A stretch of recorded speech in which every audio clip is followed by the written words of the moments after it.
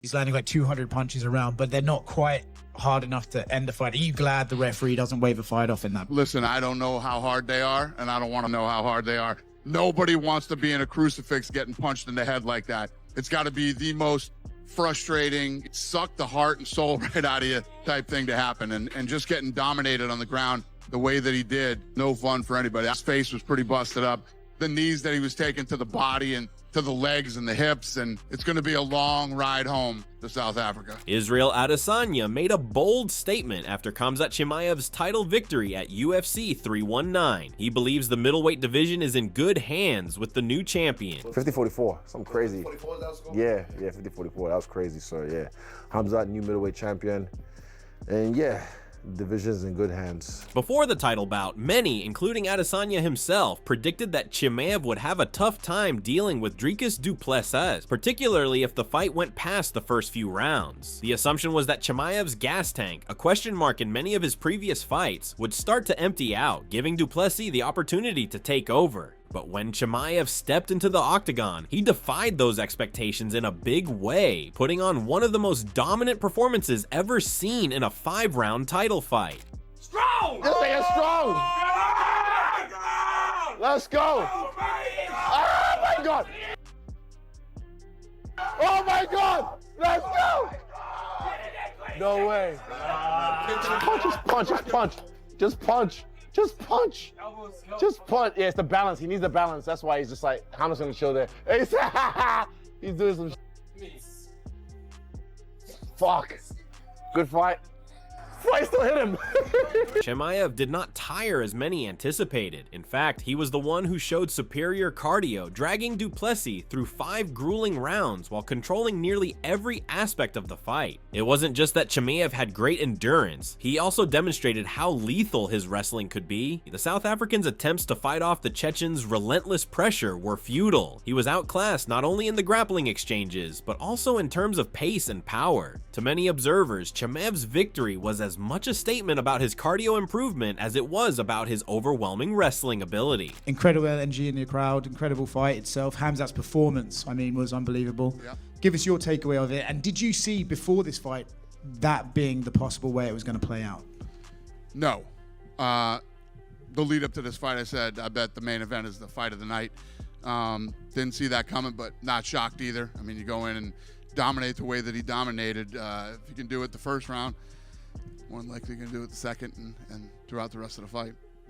There was a time, and it was in the promos leading up to this fight, you said Khamzat was special, one of the most special guys you've ever seen. Do you think he's lived up to that yet, or does he still have a little ways to go because he's been a bit more inactive since he's... The night on when we were on Fight Island, he said, I want to fight next Saturday. Ever since then, the guy's been a rocket ship, and obviously is very popular too. People love him. Fighting back here in the United States, and obviously Chicago loved him too. Do you hope that he can maybe start getting back towards the levels of activity we saw at the beginning of his UFC career? He's the champ now, so. For Adesanya, watching the new champion ragdoll a dangerous opponent was a revelation. Adesanya's own experience with Chimaev in their training sessions had shown him just how dangerous the Chechen fighter could be, but watching him execute his strategy for 5 full rounds left a lasting impression. The level of dominance displayed by Chimaev, combined with his ability to maintain an unrelenting pace throughout the fight, confirmed that the middleweight division could now look to him for direction. Khamzat fix his cardio or improve his cardio to the point where he can go 5 rounds and just ragdoll people. That's a mess. That's a mess to deal with. Because I thought DDP, okay, maybe round 4, he'd be able to stuff the takedowns because Khamzat would get tired, but he didn't even slow down. He slowed down DDP. He slowed him down, which is very impressive because that's when he finished me round 4, because I thought, okay, I got him now, but he just finds a way to get his 3rd wind, 4th wind. But yeah, Khamzat made sure he didn't even get the 1st wind and just smothered him. 50-44, something crazy. 50-44, that was cool. Yeah, 50-44, that was crazy. So yeah, Khamzat, new middleweight champion, and yeah, division's in good hands. While Adesanya had originally favored du Plessis, predicting a 4th round TKO victory for the South African, what he saw was the exact opposite. Chimaev showed no signs of slowing down, and instead it was du Plessis who began to wilt under the pressure. Despite having had a strong showing earlier in the fight, du Plessis had nothing left in the tank by the 4th round. On the other hand, Chimaev seemed to find a second win, taking the fight even further and dominating du Plessis with ease. Does this win in a way like the way you 1v1 almost prove something more? Like, a lot of people are questioning your cardio. Can you go 5 rounds? All that stuff. Like, does it feel good to kind of shut those people up a little bit? I don't care what people think about, but doing my thing. So, like you said, how many strikes I landed on him, how many takedowns I has there. So I didn't guess out. So now they know. Yeah, it was 529 total strikes and 21 minutes and 40 seconds of control time, which was the second most ever in the UFC. Yeah. Right? How many takedowns was there? Let's see. Yeah. You had 12 takedowns. So, yeah, that's big by itself. The fight scorecards, which showed Chimaev winning by a nearly perfect 50-44, were a testament to his control of the action. For Adesanya, watching the fight unfold was a mix of awe and analysis. He was clearly impressed by Chimaev's ability to maintain such a high level of control over the fight. The former champion even noted that Chimaev had managed to slow down his opponent, something that not even the best fighters had been able to do against du Plessis in the past. In essence, Chimaev had erased all doubts about his cardio and wrestling, putting on a near-perfect performance and securing a title that many had considered out of his reach. I have mad respect for both guys. There were moments in the fight that both guys really impressed me. Now, Chimaev, everyone knew the first round was going to look like that. Not the finer details, such as the crucifix and him just like laying 400 punches on his dome like that. But we knew he would get him down and hold him down. What we didn't expect was Chimaev's ability to do that for 25 minutes. That was mind-blowing. Like, he put all his stat points in wrestling.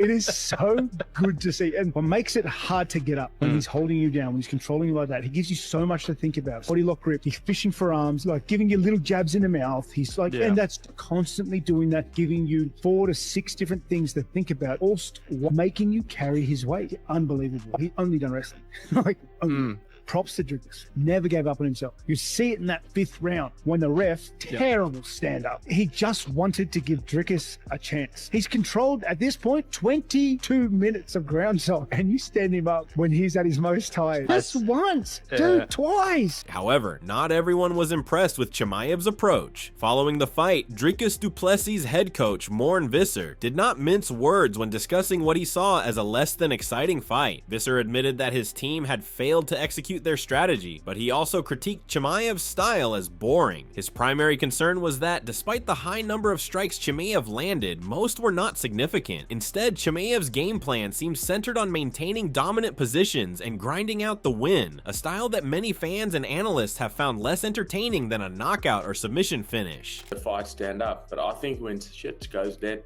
slow, for 20 seconds, first warning, second warning, 5 seconds later, third, 5 seconds later, stand the fight up, man.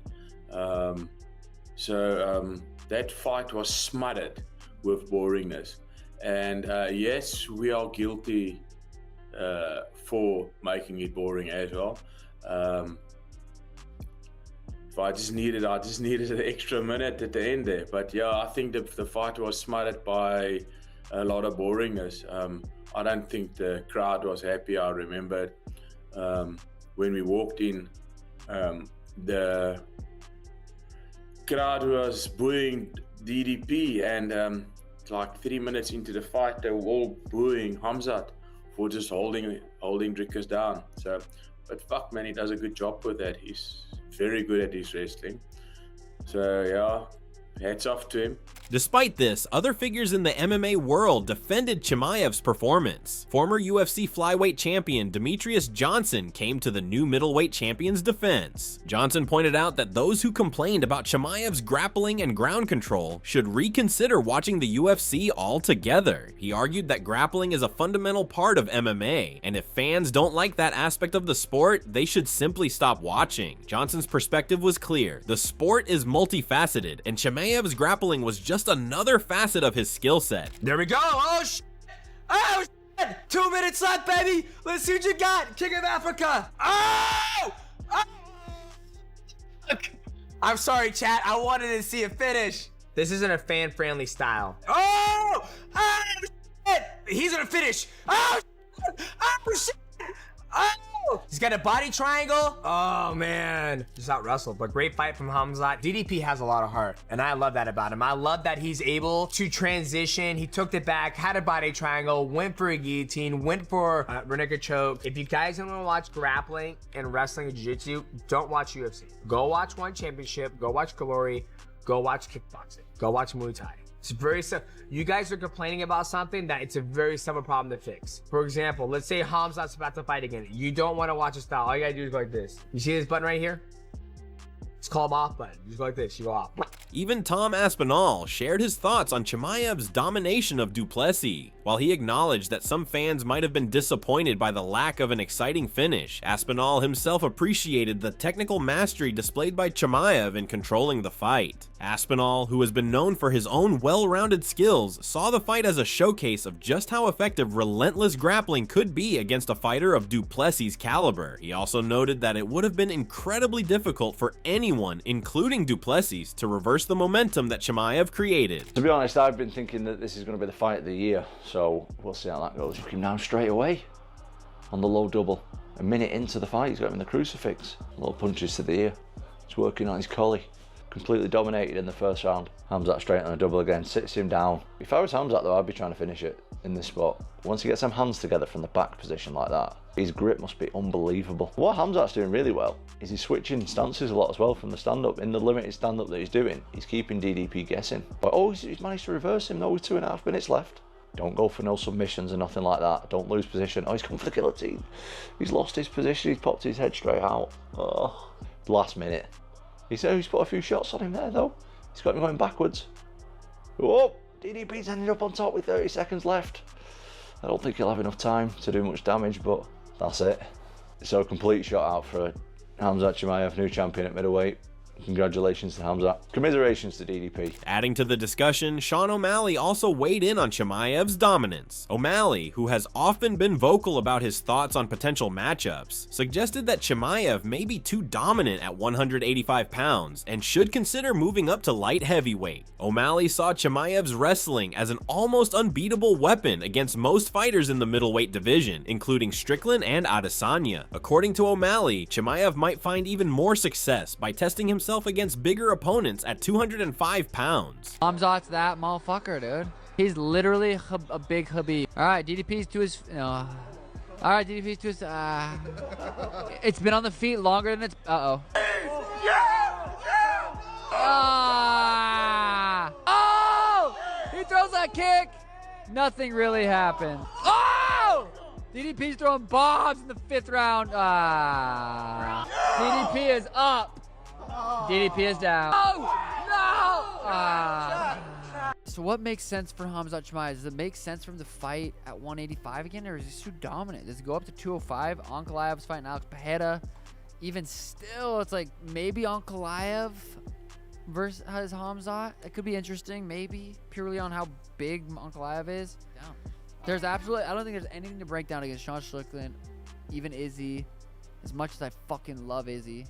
Khamzat, Imavov, they're all strikers, dude. You have to be an absolute... You have to match that skill of wrestling. He did that. Probably one of the best grapplers in the division. Moreover, Sean Strickland wasted no time in claiming that he used to out-grapple Chimaev during their training sessions. Strickland, confident in his grappling abilities, stated that he could defeat Chimaev in a grappling exchange if they ever fought. However, Chimaev laughed off the challenge, pointing out that Strickland had been taken down multiple times by du Plessis, making it unlikely he could out-grapple him. The rivalry between the two remains heated, but with Chimaev now holding the title, it seems unlikely Strickland will get a chance to settle the score anytime soon. Sean Strickland, your old friend, has been tweeting about you since the fight. He said that when you were in the gym together, he would actually out-wrestle you and be better than you in the wrestling over 4 rounds. Bro, Dricus take him down many times, but how can he take me down? Come on. This guy, I beat him everywhere and striking, but this guy just talk too much, so he's a funny guy. He's working with, what is his name? Buratino, or what is it? Yeah, Paulo Costa. Yeah, Paulo. I make them together. Meanwhile, despite his loss, du Plessis was seen trying to cope with the setback at an after-party in the days following the fight. While many fans hoped to see him enjoying the company of friends and celebrating his UFC journey, the footage shared by YouTuber Jackson O'Doherty told a different story. Du Plessis appeared less than thrilled in the clips, despite attempting to laugh and engage with the people around him. Fans were quick to comment that du Plessis seemed downcast, with many noting that he looked as though he was struggling to recover from the loss. Although the footage was framed as a moment of fun, it only highlighted the emotional toll of such a big loss.